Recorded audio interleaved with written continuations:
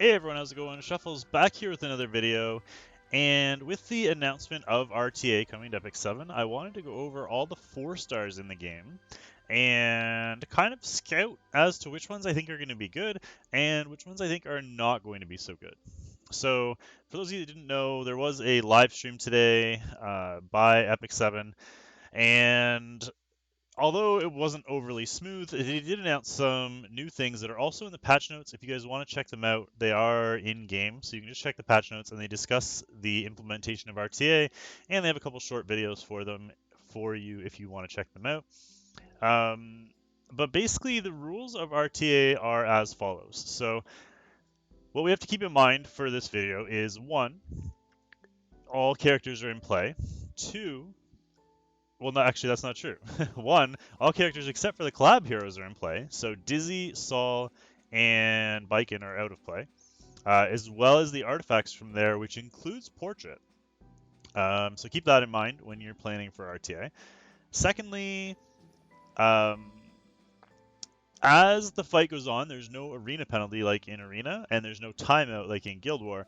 But there is a mechanic where as time goes on, your HP will decrease and your attack will increase. So we do have to keep that in mind when designing our teams. Um, Also, you are able to use artifacts, and finally, you are able to soul burn. So this will be the first content in the game where you're able to soul burn, or where somebody is able to soul burn against you. We've never had to deal with that before, so that's going to make it very interesting. What I am going to do is I am going to do all the 3 stars in another video, and I am going to do all the 5 stars in another video. For the most part, it's going to be Nat 5 Arena, so it's going to be pretty much all Nat 5s, but I wanted to go through the 4 stars first and see if any of them and any of the 3 stars are going to be usable. Um, and maybe we'll do one about the artifacts as well if you guys want to see that. So let me know down in the comment section down below. So for starters, let's jump into the fire units, the least used element in the game. So the real question is, are these units going to become relevant once RTA starts? And I definitely think there's a possibility that they might be. Most of the people that are going to be doing higher level RTA are going to be people who already have their main teams for PvE built. So they're going to have the flexibility of putting Molagoras into these units. If you want to be successful in RTA, you will have to have your units moled. If they're not, you're probably going to get crushed. So keep that in mind. Um, Starting with Mercedes, unless she gets a buff, I don't think she's going to be feasible. Same with Corvus. Corvus did just recently get a nerf, but if we take a look at his kit, he just doesn't really have it anymore. Like he is based on defense, and I'm going to talk about that a little more later, um, which is part of the reason why they really had to nerf him. He could potentially be useful, but I think he's just more of a tank now and kind of just stalling out. If you really wanted to try and build Corvus, you could probably make it work, but I don't recommend it. Next up is Achates, and I think Achates is going to be a big sleeper for RTA. Now, keep in mind, there's a lot of good healers out there, but because you have to pick 5 units and the enemy has to pick 5 units, and they can't be the same 5, like you can't have duplicate units, it's possible your best healer may be drafted by the other team. So if you only have one healer that's well geared, you could be in trouble. Um, in this case, Achates would be a great secondary heal. She has a cleanse, which is going to be really important with all the debuffs out there right now. She also has a skill cooldown reduction and invulnerability. So she's one of those units that offers a lot of different things, which is going to, by default, make her very good for RTA. Next is Shuri, and I know a lot of you come from Summoner's War, and if you do, you'll know that the current meta in their RTA, which is this is an exact duplicate of, is Vertiheal. Attack bar boost every single turn with your skill 1. Very strong. And he could definitely be somebody that people just gear just for that, just to try and turn cycle over and over and over again. Next up is a Dingo, and I think Dingo's another one who people might actually really like for RTA. He's kind of tanky. He's got some self-sustain. It's he's hard to kill. He's one of those units that you might run into in RTA, especially if they do like special seasons with like a four-star RTA or something like that. Regular Maya, I don't really see working. Cirilla, I don't really see working. Neither with Surin or Kawazu. Kawana, however, is the only fire unit I don't have currently. I haven't summoned her yet. But she does look like she would be decent for RTA. She might be a bit of a sleeper. She does have an attack buff for all allies, which is kind of sneaky. And nice little soul burn on her skill 3 as well. I don't know what kind of damage this does, but with a stun and increased damage with soul burn, she could be interesting. Also, you could probably turn cycle with her. She's got pretty good base speed, and could throw some RNL on her as well. So that could be interesting. Next up, we are going to switch to water. Now, the water units are interesting because a lot of people have some of these units built for Wyvern already. So these ones we may be more likely to see at the beginning while people are still building stuff. But first up is Rose, and the attack bar boost plus attack buff again on a tank I think is a great combination. And in terms of 4 stars, she would be one of the better ones for RTA. I really doubt we'll see Zerato. Korean could get some play in niche situations. If you need water units, she could get some play. She's got a defense break as well, which would really help against some of those tankier damage dealers. Clarissa, although she has a defense break, her single target damage isn't very good, and she doesn't really add a lot of utility. I can't see Clarissa working here, but you never know. Maybe somebody will cleave with her or something, but I somehow doubt it. Kali is another one that I find kind of interesting because she's got stealth. And stealth in RTA is a little more interesting than normal arena because, say for example, your enemy has all single target attackers.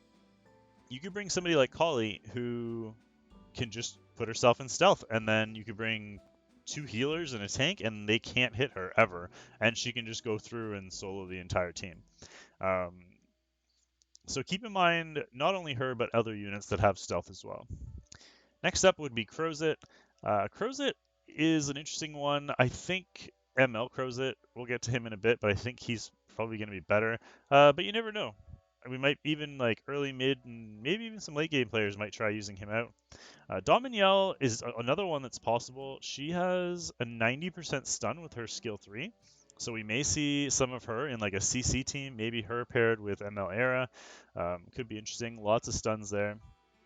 Roman, I don't think we'll see. He's got an interesting kit, but there's just a lot of other strips out there right now that are better. Angelica, of course, we'll see in RTA. Nothing we can do about it. She may not be top tier, and you may not see her in Legend RTA, but you'll probably see her everywhere else. And Furious, probably the same. You probably won't see him overly often, but he's got some utility and he does multiple things, so you could see him in RTA at some point. Moving on to the wind units, or earth units. I do think Silk has a good enough kit to work in RTA. She has an AoE slow and an AoE speed buff, which could be really scary if she happens to get it off. Regular Armin as well. Her damage is based on defense, so that could be really scary, especially as the fight goes on. And that's kind of her specialty, is kind of stalling people out. She's got damage reduction. She's got other ways to kind of keep your team alive. And because she's based on defense, as the fight goes on, while everyone around her has their HP decreasing, her defense is staying the same, meaning that she'll be the tankiest unit there once the HP starts dropping. So she would be very hard to kill at that point, and especially when everybody else's damage is going up, that extra defense would prove very helpful. I don't see Cartuja in RTA. Sid, however, could be very good in RTA. Defense break, speed-based unit. He's like the epitome of an RTA unit. Leo, I don't see. popping up there. I'm sure a lot of people are going to try Lots. We were talking about him today in stream, maybe running like Lots and Oxlots together. That being said, Lots' base speed is quite low. Um, I'm sure you'll see some people trying to like speed clear some attacks using that combination, but I doubt it'll be overly prominent at super high levels. Moving on to Purgus. Purgus actually is kind of scary now. I've seen him a lot on arena defense, and his counterattack can actually do a lot of damage. So it does say only 20% chance to counterattack when attacked, and it does go up 10% to 30% chance. That's got to be a lie, because even with a revenge set, that's 50% chance to revenge, and I've fought people and I fought them twice because I was like, there's no way he can revenge me 4 times in a row, and sure enough, he basically revenges every single time on defense. So it'll be interesting to see how he plays in RTA, but he's definitely interesting to say the least. That being said, that's probably only if you have a squishy team, because as the fight goes on, he is HP based and his damage will decrease over time. 1, because his attack decreases, but 2, because his HP will decrease as well. So he'll get squishy and he won't do any damage, rendering him useless in long fights. But if you have a really squishy team, maybe you bring him in just to try and counter like a quick cleave squishy comp, and that way they would die, assuming they don't kill you. They would die before his HP starts dropping. And finally, for the wind units, we have Rin, and Rin's interesting. Very flexible unit. She has random buffs. She's got a defense break. She's got a heal. She's got a dispel. She could be good in RTA. If you really invested in her, I think she could have some potential there. Now, over to the exciting ones. I could just say everybody, but we're not going to do that. We'll go through them one by one. All right, Shadow Rose, we could see a comeback for Shadow Rose. Now, I don't think it's going to be the way that you think it's going to be, but she won't be built as the fastest unit anymore, right? Like, we already know that. In terms of fastest unit, there's just other people out there that, in terms of boosters, they're probably going to get used. But she has some pretty good utility with the strip and the defense break, and over longer fights, she could be really good. So keep an eye out for her. Celestial Mercedes, unless it's just a basic cleave comp, which will probably be semi-short-lived. I don't see her being in RTA for too long. I do really like her a lot, but I don't think for RTA. Champion Zerato, I think is going to be fantastic in RTA, because you can, when he's on manual, he's even better, right? So I think he's going to be really good for RTA. BBK as well. She has some self-sustain, which is going to make her a lot more helpful compared to someone like Celestial Mercedes. She just brings more to the party. Same with Fat Cat. He's another one. He's got a defense break. He's got damage. He's got damage reduction in the form of glancing. He'll be very, very good in RTA. Assassin Sid as well, especially now that we have it confirmed that you can burn in RTA. Assassin Sid will be fantastic there. He is on my list to be 6-star just because of that reason. If you see like a super fast comp that's coming in and they're gonna need to burn to cleave you, say maybe like a Basar comp, you could just bring him in and he's an auto counter to that.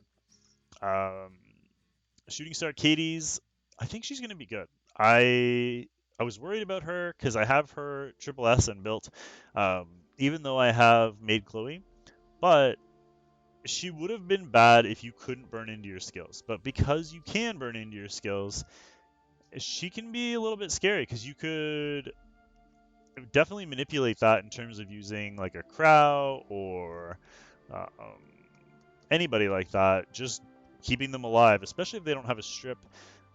She could be very useful, and then you could burn into somebody and full heal them all at once as well. She could be good there. Kitty Clarissa as well. Anytime you can team up with your top attacker, she would be really scary. Plus the strip, plus the cleanse, plus high res. Definitely a good unit. Leo, he's maybe the one that I don't really see being used all that often. That being said, If the enemy team doesn't have immunity and doesn't have a cleanse, you could catch them off guard, throw him in there, put bombs on them, and then just watch them all die. He would be very situational, however. As for Oxalots, I think the way it's going to go is at the very beginning, he will be probably the most contested because everybody wants to bring their Oxalots. That being said, I think later on the meta will kind of move away from just purely first turn nuke. Like it'll still exist, but I don't think that will be the meta long term. That being said, he's obviously going to be prevalent there, especially at the beginning. Assassin Collie is another one. I think she'll be fantastic for RTA. We already talked about her younger sister, Regular Collie, and I think for the same reasons that stealth is going to be really scary. Plus, she's element neutral, so obviously she's better than Regular Collie. And she has permanent stealth as well, plus attack buff, plus speed buff. She is outstanding. Troublemaker Crowsit is another one who could be scary given the right comp. The problem I have with that is that you need the right comp. So you could because there's a ban phase, you could very well just ban whoever you're trying to pair him with, and that'll probably be the end of that team.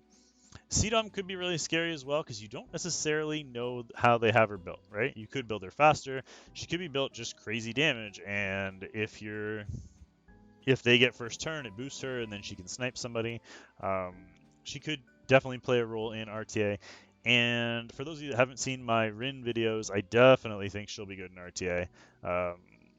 Very fast base speed with immunity, plus stealing beneficial effects.